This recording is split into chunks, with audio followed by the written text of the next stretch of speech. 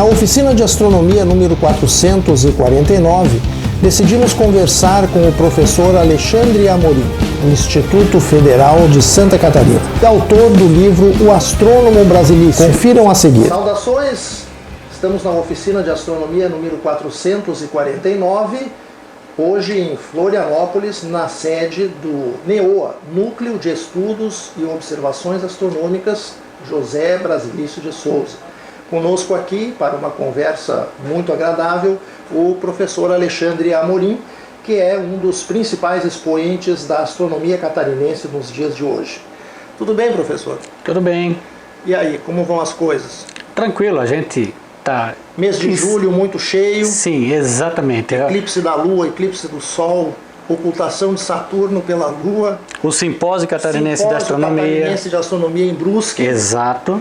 Nossa, já sabemos quando que vai ser no ano que vem, em Videira, estão todos convidados. Aí nós vamos. Esse ano sim. A agenda estava tão apertada que não permitiu que a gente fosse. Qual a data, professor? Normalmente no mês de julho, justamente para aproveitar férias escolares. Exato. Né? E mesmo assim esse ano a gente não pôde comparecer. Mas tu vais dar aí alguns detalhes para nós. Como é que foi o simpósio lá em Brusque? O que você destacaria? Quais foram os pontos altos? Os pontos baixos também, né? Claro. Enfim, sim, como é que foi o simpósio? Primeiro, eu sou suspeito para falar porque eu participei da programação, né? O NEOA sempre se coloca à disposição de ajudar os organizadores, e no caso de Brusque, que o Observatório de Brusque é administrado há bastante tempo pelo senhor Silvênio de Souza, então ele buscou uma ajuda da nossa parte com respeito à programação.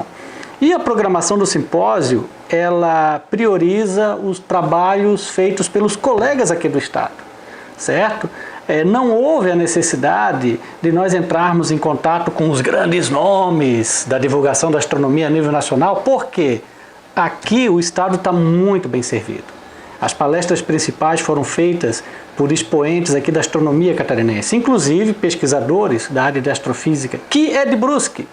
Né? O senhor Wagner nos brindou com a palestra sobre exoplanetas e ele é de Brusque. E eu acho interessante isso porque o público precisa saber que sim, nas nossas cidades nós temos pesquisadores, divulgadores, né, de astronomia tão brilhantes quanto a nível nacional e internacional. E não só isso, as demais apresentações orais, elas foram feitas por integrantes de vários clubes de astronomia espalhados pelo estado, sobretudo de Chapecó. O pessoal de Chapecó se deslocou até Brusque, não apenas para assistir o evento, mas também para incrementar e enriquecer a programação com suas palestras, seja na área de observação, seja na divulgação ou no ensino de astronomia. O único ponto que eu vejo que não foi muito bom foi a assistência, a quantidade de pessoas. Quando a gente examina as fotos oficiais, a média de público ali nos 2 dias, na quinta e na sexta, foi em torno de 40 pessoas. Tá? Para uma 8ª edição de simpósio, isso é pouco. A nossa média sempre foi 70 pessoas aproximadamente. O ideal seria sempre manter esse patamar. Alguns afirmam que talvez foi pelo fato de ocorrer numa quinta e numa sexta. Isso depende de cada organizador. Às vezes o organizador ele faz as parcerias com alguma instituição, como no caso de Brusque foi com a Faculdade de São Luís, instituição assim, nota 10, mas às vezes não consegue passar até um final de semana onde poderia ter a participação de um público maior. Mas eu não vejo isso como problema, porque sendo uma 8ª edição, vários colegas da astronomia do estado já sabem que esse evento acontece. Que no ano que vem, por volta do mês de julho, será em Videira. Então, quer dizer, é possível se programar, é possível se preparar, né? Então, esse foi o único ponto que eu acho assim que deve melhorar no ano que vem. Sempre se pode melhorar, né? Sempre se pode melhorar. Mas eu acho que está excelente, pelo que eu já pude receber de informações aí de você. Acho que a astronomia catarinense está de parabéns, realmente. O trabalho tá muito bom. Você mencionou o grupo de Chapecó. Será que não tem alguma influência nesse grupo de Chapecó daquele eclipse solar total maravilhoso de 3 de novembro de 1994? que foi visível também em Chapecó. Inclusive foi uma das cidades que mais concentrou cientistas estrangeiros naquela ocasião. Sim, eu lembro, na verdade eu apenas fui testemunha desse eclipse, né? Eu acompanhei em Florianópolis e aqui em Florianópolis foi 98% a grandeza daquele eclipse, né? A minha ideia seria ir até Criciúma, observar e voltar para Florianópolis, não foi possível, eu perdi aquele eclipse total. Isso daí é um pecado do ponto de vista observacional, né? Mas, por incrível que pareça, professor, o grupo hoje, os colegas, né, que estão hoje em Chapecó, por incrível que pareça, muitos, claro, também testemunharam aquele eclipse, mas eles não são descendentes direto desse eclipse. Em Chapecó... Não são filhotes do eclipse, não são. São filhotes de uma iniciativa depois, que basicamente foi os preparativos para o Ano Internacional da Astronomia. Já por volta de 2007, as associações de astrônomos amadores de todo o Brasil já estavam com um passo adiante com respeito a se mobilizarem e se prepararem para 2009. E Chapecó, com a atuação do professor Daniel Raimann, que é de Pelotas, né?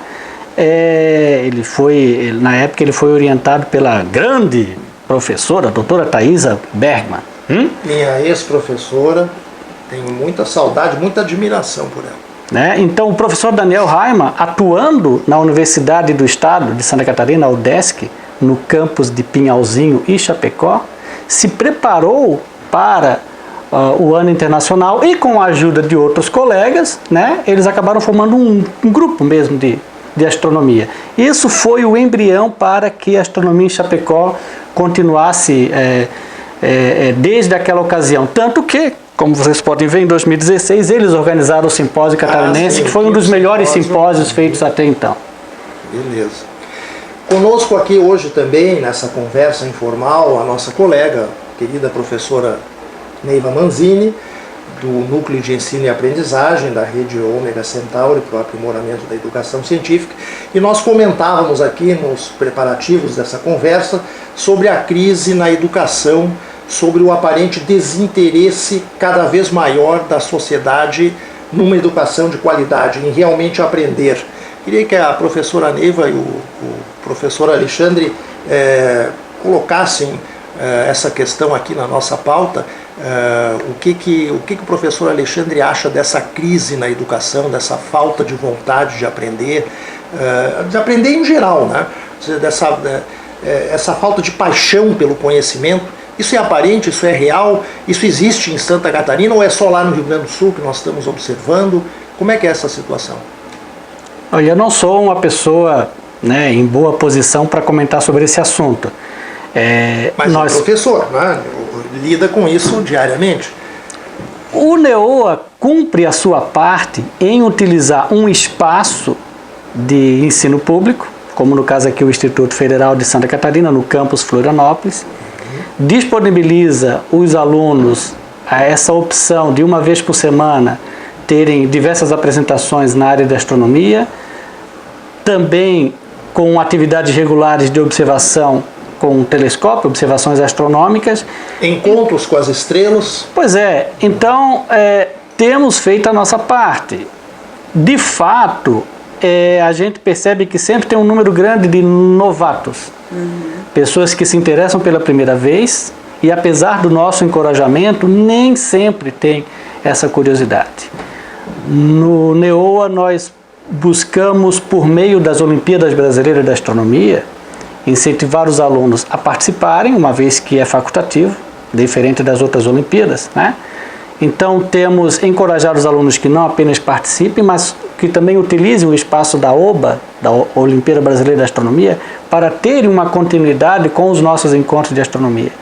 Então, apesar de fazerem esses esforços, realmente o feedback é abaixo do que eu particularmente esperaria, certo? Como resolver isso? Eis a questão. Isso é global, isso é nacional, isso é regional, o que será isso? Pois então, a princípio a nível nacional, né? Eu acredito que isso, que seria interessante até a gente buscar informações justamente com aqueles nossos colegas da comunidade astronômica que lidam direto com a educação em astronomia.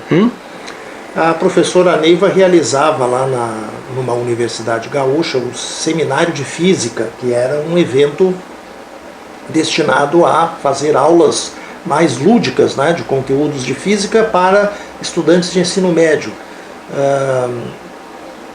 Qual a impressão que tu tens, Neiva, daquela iniciativa? Qual era a reação que os alunos tinham? Enfim, o que tu gostarias de acrescentar nisso, né? Bom, aí para responder são muitas perguntas, são muito amplas, eu não tenho nenhum resultado de pesquisa, porque no momento eu estou afastada e não tenho feito leituras também, não estou com foco nessas questões. Mas aquela época era outro momento e me parece que existe uma desconexão entre o tradicional e o mundo digital. É isso que me parece, talvez seja por aí, mas isso é uma opinião minha e não formada, né? Então, não sei, não é resultado de pesquisa que eu estou dizendo, mas me parece que há uma desconexão, uma descontinuidade entre o tradicional que vinha se fazendo nas escolas e o digital. Então, talvez seja isso, falte alguma coisa. Se nota que o tradicional não está em pleno movimento, né? Em movimento a vapor, que se diz por lá. Então, talvez falta isso, uma desconexão. E não sei mais, não sei as causas, né? Mas parece, isso aí também não é resultado de pesquisa, parece que há isso, né? Isso é só uma ideia pessoal minha. Professora, pegando carona aí no que você comentou, eu vou me limitar a falar daquela área onde eu estou mais próximo, que é o quê? Observação astronômica, a participação dos simpósios. É um fenômeno difícil de explicar, essa dualidade entre o real e o virtual, porque o simpósio catarinense, você encontra essa informação no ambiente virtual, seja nas redes sociais, website e tudo. Quer dizer, ele é um evento encontrável, tá? Nós temos conhecimento, nós sabemos que aqui em Santa Catarina existem projetos de astronomia em Camboriú, né, em Itajaí, em Jaraguá do Sul, em Brusque, e esse pessoal não participou do simpósio. O simpósio é gratuito. Aliás, a única despesa é o deslocamento, alimentação, tudo, mas por que essas pessoas não querem, na realidade, participar de um evento que abre espaço, dá vez e voz para essas mesmas associações? É um fenômeno difícil de explicar. Se não me falha a memória, Brusque foi também a primeira cidade catarinense a criar um observatório municipal. Sim. Existe ainda o Observatório de Brusque? Está ativo? Aliás, o fato dessa edição do Simpósio 2019 ser em Brusque é justamente em virtude dos 40 anos de criação do observatório. Já faz 40 anos? Isso mesmo. Como passa o tempo. Puxa vida. E está ativo? Sim. Que tipo de serviço o observatório proporciona para a comunidade lá de Brusque? Basicamente é na área de divulgação, né? O observatório está passando por dificuldades, né? O observatório, a rigor, é uma parceria entre uma instituição particular, que é a faculdade, lá o Colégio Sagrado Coração de Jesus, certo? Uma vez que o prédio pertence a essa instituição, porém a prefeitura ela tem essa parceria, uma vez que o administrador do observatório ele é funcionário da prefeitura. Então, até aí tudo bem, só que a instituição, o observatório, tem que ir atrás de outras parcerias, a manutenção, uma série de coisas. Ele está passando por essa dificuldade e agora no segundo semestre ele deve suspender provisoriamente o atendimento ao público. Que atendimento ele fazia até então? Escolas, que é um grande volume do observatório, é a visita de escolares de toda Santa Catarina, certo? De manhã, à tarde e à noitinha, e isso daí mediante agenda. Agora, fora dessa agenda, o observatório ele abria no segundo e no terceiro sábado de cada mês, das 8 até as 11 horas da noite, assim, para quem quiser aparecer. Para o público? Sim. Sem prévio agendamento. O Alexandre, conta para nós um pouquinho da história, como é que nasceu e se estruturou o núcleo de estudos e observações astronômicas aqui de Florianópolis. Sim, inclusive esse eclipse que nós observamos em San Juan, na Argentina, foi muito significativo porque ele aconteceu no dia 2 de julho, exatamente 10 anos da criação do NEO, certo? Recebemos um presente dos céus, né? O pessoal do Observatório de La Silla, lá no Chile, diz que também, né? Mas lá é por causa dos 50 anos. Ah, correto, sim, tá certo. O presente não é só para um. Então, o presente foi para muitos. Né, o NEOA, ele nasceu praticamente de duas iniciativas, certo? O Instituto Federal aqui de Santa Catarina já teve outros nomes, Escola Técnica, Cefet, né?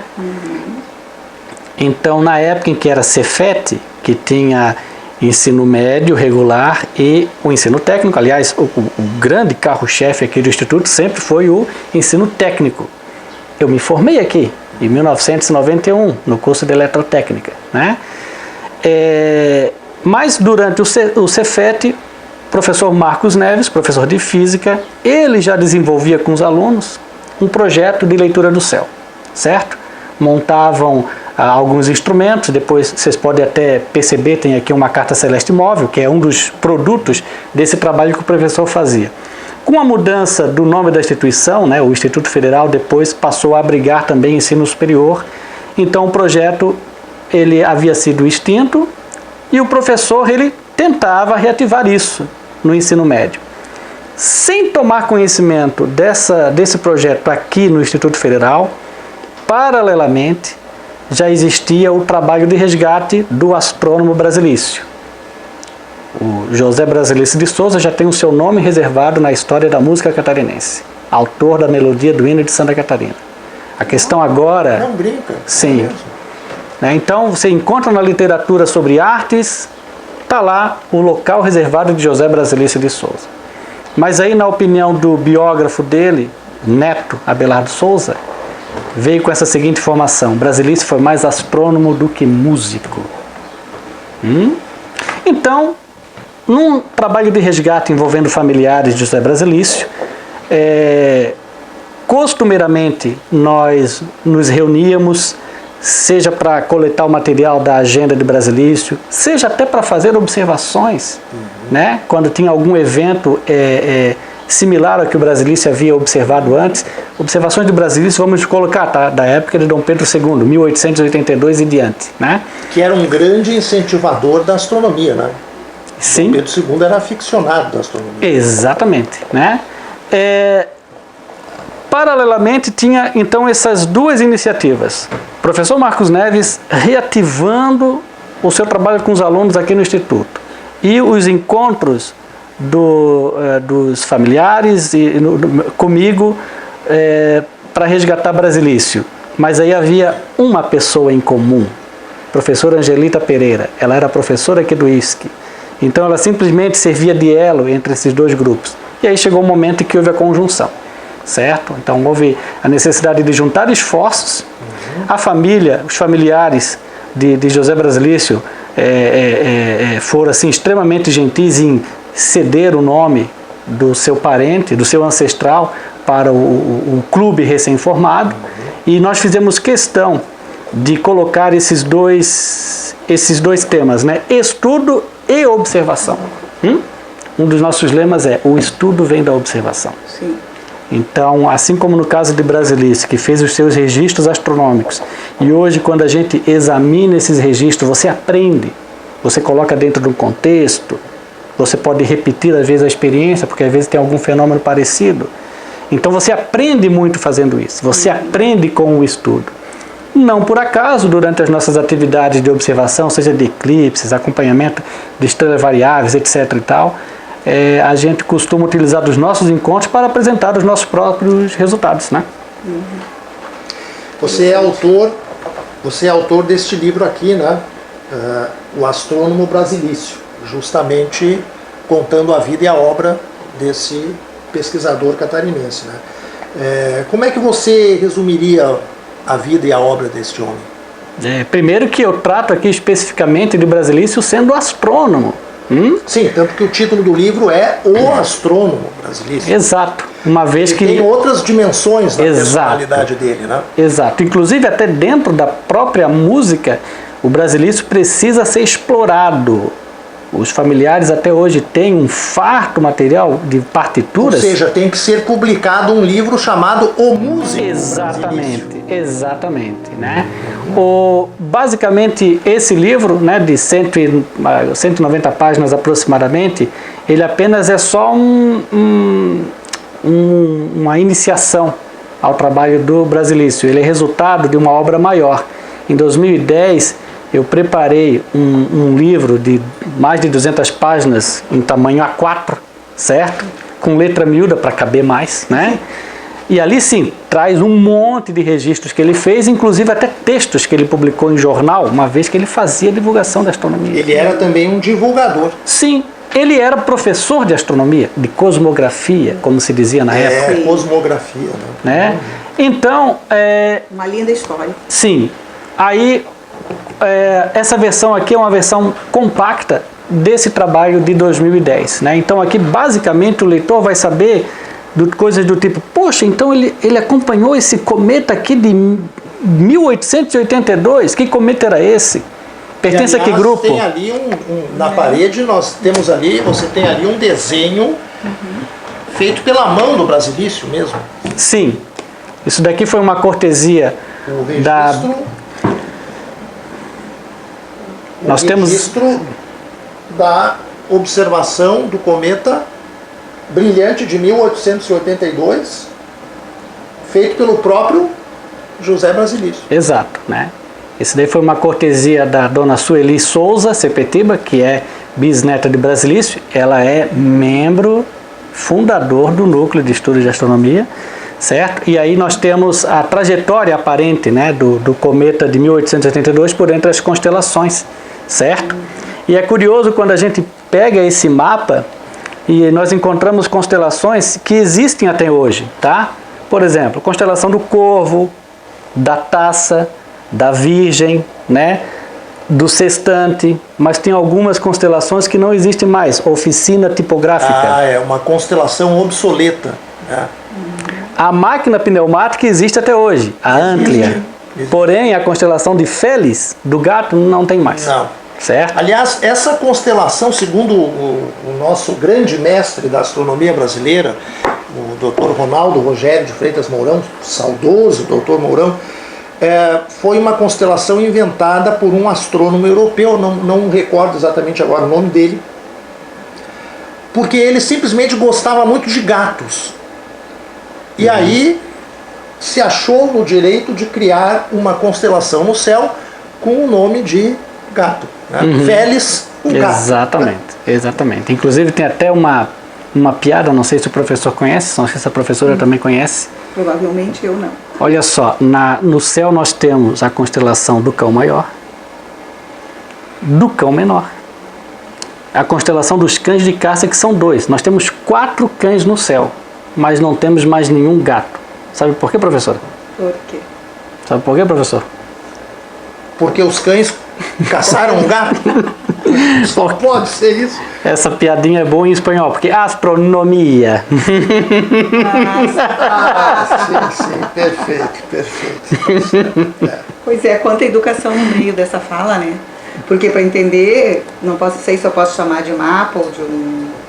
Sim, é uma carta celeste, sim. Um trecho de uma carta celeste. Tem que ter esse olhar, né? Tem que poderia ser desenvolvido na escola, no ensino fundamental e médio, porque essa visão, confesso que é difícil para muita gente de enxergar essas constelações.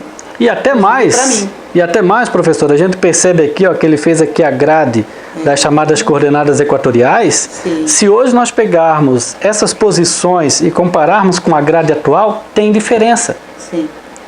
Questão da precessão, tudo, como lembrar que isso aqui foi feito de 1882. Quer dizer, quanta informação a gente pode obter de um simples esboço mínima de 1882. Exato.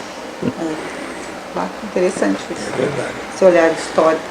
O Alexandre, nós falamos aqui do nome do Dr. Ronaldo. Você é cria do Dr. Ronaldo Mourão, né? Eu também sou filhote do Dr. Ronaldo Mourão. Qual foi a influência dele no seu trabalho, na sua iniciação na astronomia? Aliás, como é que você veio para a astronomia? Sim, eu fui testemunha de todo aquele agito envolvendo o cometa Halley, lógico, certo? Promoções do Lunetinhas na televisão, aquela coisa. Mas infelizmente, professora, aquela história da realidade, o cometa Halley não chegou até a escola, certo? Apenas eu lembro de um professor de ciências que ele havia observado o Halley, mas assim, foi só brevemente, tá? Infelizmente o cometa não chegou até a escola. Então faltou aí essa lacuna a ser preenchida, né? Mais ou menos nessa época aí, passava na televisão, reprisava seriado do Cosmos, né? Que de fato era algo assim que, poxa, fazia você olhar a ciência de uma outra maneira, tudo legal, embora no meu caso específico, o meu gosto por ciências foi influência direta de um professor de ciências chamado Silvio Fernandes, né? Por meio de uma simples experiência que ele nem pediu para que fosse feita, mas eu resolvi fazer e os resultados foram diferentes do esperado, ali que deu Fiat Lux, né? Sim. Mas a questão da astronomia, época do Halley, tudo isso, aquilo, poxa, como localizar? Eu lembro também que foi de muito sensacionalismo na época, aquele chamado conjunção dos planetas em 1982. Né? O grande alinhamento planetário de 1982. Certo? Então, do tipo assim, faltavam informações do tipo como observar o céu, como identificar as estrelas e constelações. E isso veio por meio de Ronaldo Mourão, né? Eu acabei descobrindo o Ronaldo Mourão graças a alguns vizinhos meus. Em 1988 teve uma das grandes oposições periélicas do planeta Marte, e aí foi daí que eu conheci Ronaldo Mourão na televisão, né? Que ele estava prestando declarações ali para a imprensa, a periodicidade do fenômeno, etc e tal. E aí um vizinho falou, não, eu conheço esse astrônomo aí, ele tem artigos aqui na Super Interessante. E a partir desses artigos, final de 88, início de 89, que eu comecei a acompanhar, e o ponto em questão foi, especificamente, uma edição especial da Super Interessante, de julho a agosto de 1989, que está completando agora 30 anos. Uma edição só sobre astronomia, que ensinava a montar até um astrolábio. Eu comprei aquela edição, devorei aqueles textos de Ronaldo Rogério de Freitas Moral.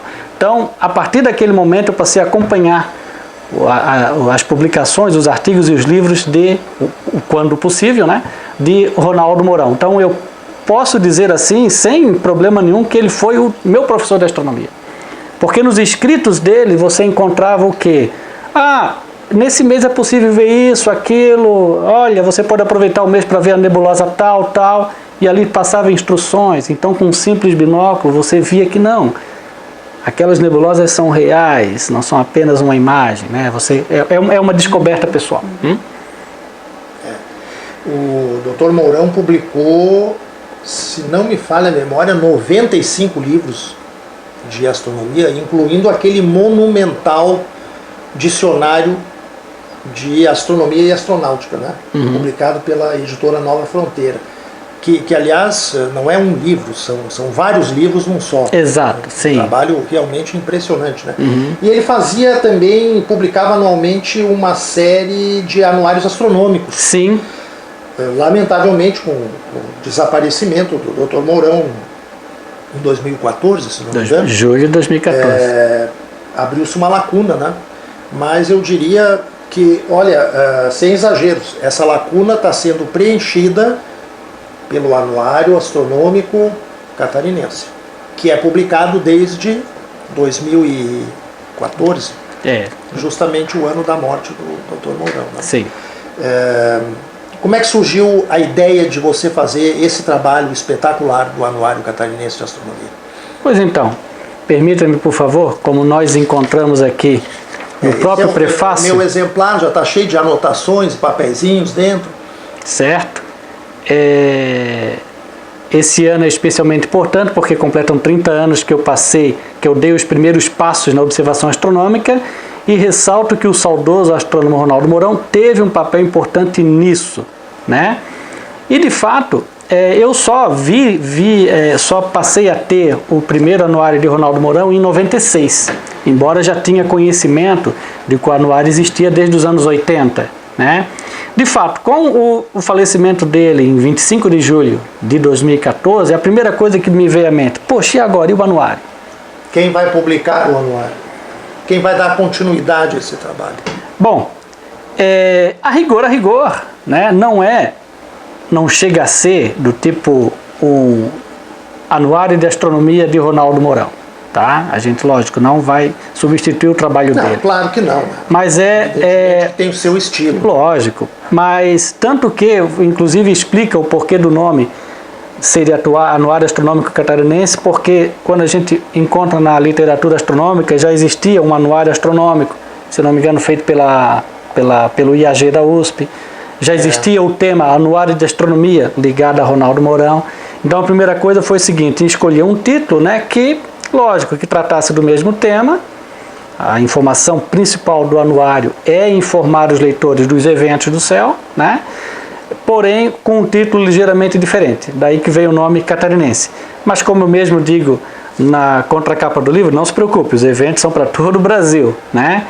O que tem de Ronaldo Mourão aqui, basicamente, as partes finais do anuário. O Ronaldo Mourão, de uma maneira de mesmo com o fim do ano, manter aquele anuário útil, ele colocava artigos, que não tem prazo de validade, certo? Então essa fórmula foi utilizada aqui também.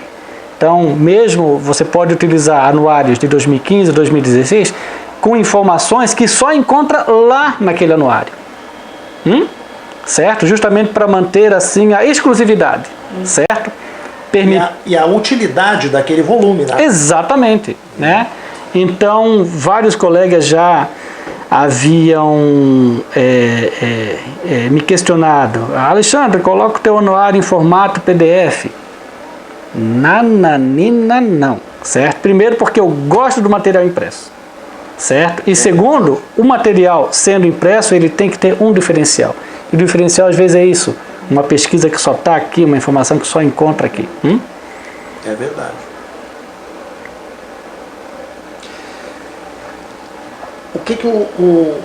Quais são as atividades rotineiras do NEOA na atualidade? Sim. Desde 2016 nós conseguimos uma importante vitória. Sabe qual, professora? A regularidade. Sim. O grupo existe desde 2009, com eventos, com palestras, sessões de observações, porém eram esporádicos. Aconteciam no mês, mas aí depois esperava 3, 4 meses para acontecer de novo, embora a gente mantinha uma regularidade com respeito a alguns eventos, como o Dia da Astronomia, né? Mas faltava, assim, uma rotina, e essa rotina só foi conseguida a partir de 2016, e mais uma vez, né, cada pessoa que ingressa no NEOA deixa o seu legado, a sua contribuição.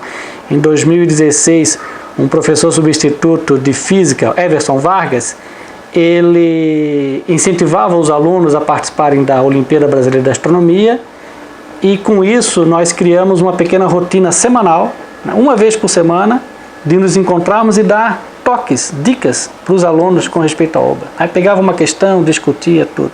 Bom, a OBA é feita no mês de maio. E depois do mês de maio nós questionamos, e agora, vamos deixar acabar? Aí o pessoal falou, não, vamos continuar nos reunir. Então a principal rotina do NEOA hoje são esses encontros semanais, né? A gente aguarda o reinício das atividades no Instituto Federal, até para nós sabermos qual sala está disponível. O horário dos nossos encontros das 5h30 até as 7 horas, porque é justamente o intervalo entre turnos. Sai o pessoal da tarde, depois o pessoal da noite, então você consegue pegar esse público, sem atrapalhar as rotinas deles. E, além dessas atividades de encontro semanal em sala de aula, onde nós encorajamos que cada integrante apresente o seu próprio material, não simplesmente só um copia e cola, certo?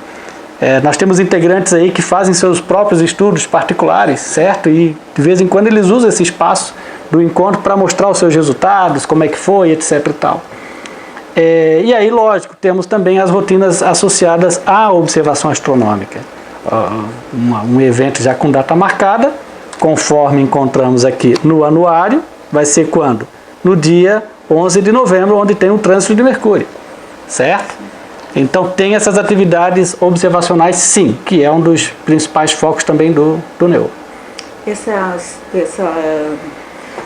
ocorrência periódica do evento faz com que mais pessoas venham a saber do mesmo, ter informações do mesmo, e isso propicia uma divulgação, né, que faz com que as pessoas passem a participar, porque em geral também nesses eventos não há o conhecimento que vai ocorrer, ou as pessoas não conhecem. Às vezes deixam de ir porque não conhecem. Mas tendo essa contingência assim, de períodos, né, ou periodicidade em relação ao evento, aí as pessoas já ficam pensando, não, em tal época vai ocorrer, e aí quando gostam de participar, voltam a participar. Mais uma vez a professora tocou num ponto importante, para as pessoas saberem, conhecerem a informação, tá? Desde que comecei a me envolver com astronomia, mais especificamente em 89, eu deixei de acompanhar alguns fenômenos astronômicos interessantes pela falta de informação. Exatamente. Ou às vezes até pela informação enganosa, professora. Tipo assim, há 25 anos atrás aconteceu lá o choque do cometa Shoemaker-Levy 9 no planeta Júpiter. Quando a gente encontrava a literatura de divulgação astronômica, não, você tem que ter um telescópio grande para acompanhar isso. Que nada, você poderia utilizar um instrumento desse. Eu observei do fundo do meu quintal, lá em Imbé, com uma luneta parecida com essa aqui, a gente via aqueles pontos negros em cima do disco de Júpiter. Eu deixei de acompanhar eclipses penumbrais da Lua, porque o que se dizia? Não, você tem que ter instrumentos avançados para observar. Não capta a diminuição da luminosidade. Então, mentira. Algo que eu tenho dito muito para os nossos colegas na comunidade astronômica, fala-se muito hoje, a questão das pseudociências, tudo, ok, isso daí realmente é algo, é um objetivo que nós temos para tirar da cabeça dos estudantes, da população. Não, gente, isso daí é coisa que não vale a pena investir, para falar de uma ciência mais coerente. Mas me preocupa muito a pseudo-informação. E às vezes vem da própria comunidade astronômica. O que ocorre também, a complexidade de certos fatos físicos, estou falando certo, em que se dá, né, uma amplitude para ele que não existe, que pode ser trabalhado de outro modo, que outras pessoas passam a enxergar coisas que se enxergam com uma complexidade que às vezes não tem, por dizer que é muito complexo ou pouco trabalhado, porque certas pessoas não vão conseguir compreender ou coisa do tipo, não é para tal faixa etária, mas eu vejo que se fosse trabalhado em diversos níveis, mais pessoas iriam, ou mais alunos, né, desde cedo, iriam já se interessar por esses assuntos. Exatamente. Então a gente peca às vezes por excesso também, né? Correto. Como é que foi o eclipse de 2 de julho deste ano lá na Argentina? Eu sei que o NEOA organizou uma expedição, né? Você estava lá inclusive.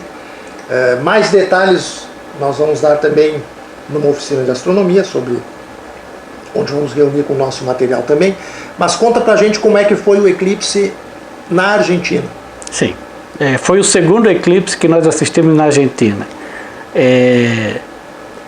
Eu e a minha esposa já havíamos observado o eclipse anular, que aconteceu no centro-sul da Argentina em 2017, em fevereiro de 2017. Foi durante o carnaval, né? Exatamente, né?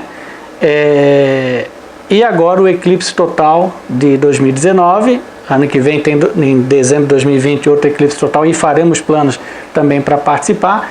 E esse de 2019 foi um sucesso, o céu colaborou, o ambiente colaborou, porque a gente via o Sol eclipsado na direção da Cordilheira dos Andes, um cenário assim sensacional. Lógico que na internet você encontra vídeos do pessoal, mas nada substitui o real. Algo que teve até um voo da Aerolíneas Argentina que mudou o horário para que, quando estivesse aproximando de San Juan, combinasse com o horário do eclipse. Então vários passageiros, até organizado pelo pessoal do Planetário de Buenos Aires, né, Eles acompanharam o eclipse dentro do avião, me fez lembrar daquele eclipse de 30 de junho de 92, que teve uma iniciativa similar, certo? E aí dos observadores daquela ocasião, em 92, Tasso Augusto Napoleão, que ele acompanhou o eclipse também do avião, ele falou o seguinte: nada se compara a você assistir o eclipse ali, ó, no meio da multidão. Percebendo aquele cenário assim como se fosse uma contagem regressiva de fim de ano, de Réveillon. E que acontece, né, em quase todos os eclipses. Exatamente. A mobilização do clima que gera ali, né, neste momento é incrível. Mas não podemos nos deixar levar apenas pela emoção, tá? Porque afinal de contas nós levamos os nossos equipamentos, uma simples câmera que permitia tanto fotografias como gravação em vídeo, e de fato nós registramos ali naqueles momentos próximos dos contatos principais, o primeiro contato, o início da totalidade, o fim da totalidade, gravamos em vídeo com o sinal horário ali rodando, para que depois o eclipse não termina com o fim do evento. Não, depois em calma a gente revê tudo aquilo para determinar com maior precisão em que momento aconteceu o segundo contato, o terceiro contato, compara com as efemérides, foi mais, foi menos, por que foi mais? É necessário aplicar correção de Libra? Sim, não. A posição do anel de diamante aconteceu dentro do previsto? Na posição do limbo? Tudo isso é informação. Tudo complementa. E a gente publica no Boletim Observe. Como é que as pessoas fazem para ter acesso ao Boletim Observe? Sim, primeiro está disponível no website, certo? No nosso folder, na contracapa do folder tem aqui os contatos, tem um website, certo? Então o Boletim Observe, o acesso dele é livre, o link ele é dinâmico, aliás o link ele é único, mas se você clicar agora nesse link, você já tem o boletim desse mês, do mês agora de agosto. A periodicidade é mensal. É mensal. O boletim sempre está disponível cerca de 5 dias antes de começar o mês, porque às vezes pode ter um evento logo no começo do mês e o leitor já tem que saber. Sim. Né? Então sempre por volta do dia 25 de um determinado mês já está disponível o boletim em PDF do mês subsequente e isso permanece até o dia 25 do próximo mês. Essa é a forma da pessoa ter o acesso direto. Além disso, nós temos também uma lista de discussão no Yahoo Groups. Toda vez que sobe uma edição do boletim, quem assina essa lista recebe um aviso. Está lá disponível o novo boletim. E por último, algumas pessoas que simplesmente apenas querem ser avisadas. Elas entram em contato com o e-mail da nossa secretaria, apenas com a informação: olha, me passa um e-mail quando o boletim estiver disponível. E aí a secretaria só informa ele o link, e ele vai lá e faz o download. Perfeito. Alguma coisa a mais que você quisesse acrescentar ou comentar, Alexandre? Fica ao seu critério. Eu apenas acho que vai um convite às associações astronômicas catarinenses, inclusive até mesmo do Rio Grande do Sul, do Paraná, porque isso daí já aconteceu, de edições anteriores do Simpósio Catarinense de Astronomia, ter a participação dos colegas do Rio Grande, do Paraná. Aliás, nesse simpósio teve colega até de São Luís do Maranhão. É muito legal saber que um evento, certo, voltado inicialmente para os trabalhos aqui do Estado, tem a participação desses colegas. Alguns até mesmo já fizeram apresentações. Mas o grande desafio é envolver cada vez mais as associações catarinenses. Nós sabemos que tem essas atividades, seja nos campos do Instituto Federal, ou seja por meio de outras instituições, mas nós sabemos que existem essas iniciativas de divulgação da astronomia e o simpósio é o fórum ideal de reunião de todo esse pessoal. E inclusive até para que cada projeto desse faça a sua propaganda. Do tipo assim, olha, nós estamos aqui, estamos na cidade tal, quem quiser fazer parte é assim que faz. O simpósio ele dá vez e voz para essas associações. E havendo essa participação, enriquece o evento. Se porventura, lá, imagina o seguinte, na assistência, digamos, pode ter uma aluna que está na dúvida se entra na exatas ou não. Se de repente ela assiste uma palestra, como houve, de exoplanetas, de repente tem algum detalhe ali que o palestrante falou que despertou, puxa, não sabia que isso era possível. Pera, eu acho que eu vou fazer a faculdade tal para estudar isso. O evento já valeu a pena. Claro. É verdade. Quantos grupos você acha, ou você tem conhecimento de que existem dentro do estado de Santa Catarina? Quem fez esse levantamento, Já foi feito um levantamento? é uma iniciativa do Grupo de Apoio a Eventos Astronômicos, chamado GAEA, certo? Um dos principais integrantes desse grupo é o senhor Saulo Machado Filho, que atualmente ele coordena as atividades do Asteroid Day aqui no Brasil. Então, o GAEA, ele tomou a iniciativa de fazer um levantamento em todos os estados do Brasil, quantas associações já existiram e quantas estão em atividade. Não apenas associações, mas às vezes projetos ligados à divulgação da astronomia no estado. É algo em torno de 40 a 50. Só em Santa Catarina? Só em Santa Catarina. E quantas dessas estão, digamos assim, integradas? Ou participando, ou interagindo com alguma outra dessas congêneres, ou participando do simpósio catarinense? A única coisa... Qual é a representatividade do simpósio catarinense nesse universo de atividades? É algo em torno... Vou fazer uma estimativa com base no último simpósio em Brusque, eu acho que é 1/4 dessa quantidade de associações. 25%. Isso daí mostra que o simpósio pode crescer, pode se diversificar. A nossa ideia, até brinco com os colegas, né? Termos um simpósio lá em São Miguel do Oeste, lá em Itapiranga, lá em Passo de Torres, certo? Joinville, a maior cidade do estado. Nós sabemos que tem atividades astronômicas lá, mas o simpósio precisa ir para essa região norte também. Alguém fala, poxa, quando é que vai ter o simpósio novamente em Florianópolis? Eu espero que seja daqui a 50 anos. Até lá que rode o estado. E vá pelo interior. Claro. É verdade. Bem, nós estamos encerrando essa conversa tão agradável aqui com o professor Alexandre Amorim, do Núcleo de Estudos e Observações Astronômicas José Brasilício de Souza, aqui em Florianópolis. E eu queria agradecer ao professor Alexandre, queria ofertar ao professor Alexandre e ao pessoal do NEOA o nosso Atlas Digital de Nuvens e Ótica Atmosférica, que está sendo lançado pela Rede Ômega Centauri para o aprimoramento da educação científica. E queria encerrar com uma frase, se você me permite, do José Brasilício de Souza, em 1902, mas que continua super atual. Felizes aqueles que sabem ler, mesmo soletrando, os caracteres luminosos que a noite esculpiu na abóbada celeste. Muito obrigado e até a próxima oficina.